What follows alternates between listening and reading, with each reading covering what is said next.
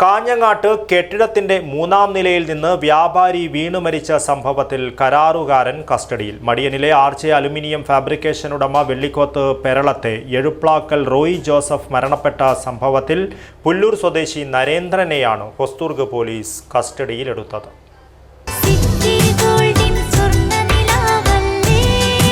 City Gold and Diamonds, Kerala and Karnataka, the glow of purity. കഴിഞ്ഞ ഞായറാഴ്ച വൈകിട്ടാണ് Roy Joseph മൂലക്കണ്ടത്ത് aluminium fabrication മൊത്ത വ്യാപാരം തുടങ്ങുന്നതിനായി നിർമ്മാണം പൂർത്തിയാക്കി വരുന്ന കെട്ടിടത്തിന്റെ 3-ാം നിലയിൽ നിന്നും താഴേക്ക് വീണത്. ഗുരുതരമായി പരിക്കേറ്റ റോയി മംഗളൂരുവിലെ ആശുപത്രിയിൽ വെച്ച് വ്യാഴാഴ്ച പുലർച്ചെയാണ് മരണപ്പെട്ടത്.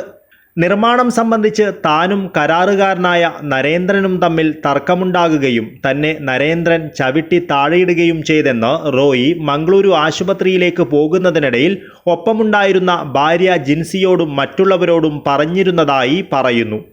ഇതേ തുടർന്ന് സംഭവത്തിൽ റോയിയുടെ സുഹൃത്ത് ഷാജി പോലീസിൽ പരാതി നൽകി. പോലീസ് കരാറുകാരനെ കസ്റ്റഡിയിലെടുത്ത് ചോദ്യം ചെയ്തു വരുന്നുണ്ട്. വീഴ്ചയിൽ റോയിയുടെ വൃക്കയ്ക്ക് ക്ഷതമേറ്റിരുന്നു. മൃതദേഹം പോസ്റ്റ്മോർട്ടത്തിനായി പരിയാരത്തെ കണ്ണൂർ ഗവൺമെൻറ് മെഡിക്കൽ കോളേജ് ആശുപത്രിയിലേക്ക് മാറ്റിയിട്ടുണ്ട്. പോസ്റ്റ്മോർട്ടം റിപ്പോർട്ട് ലഭിച്ചതിന് ശേഷമായിരിക്കും പോലീസ് മറ്റ് നടപടികളിലേക്ക് കടക്കുക.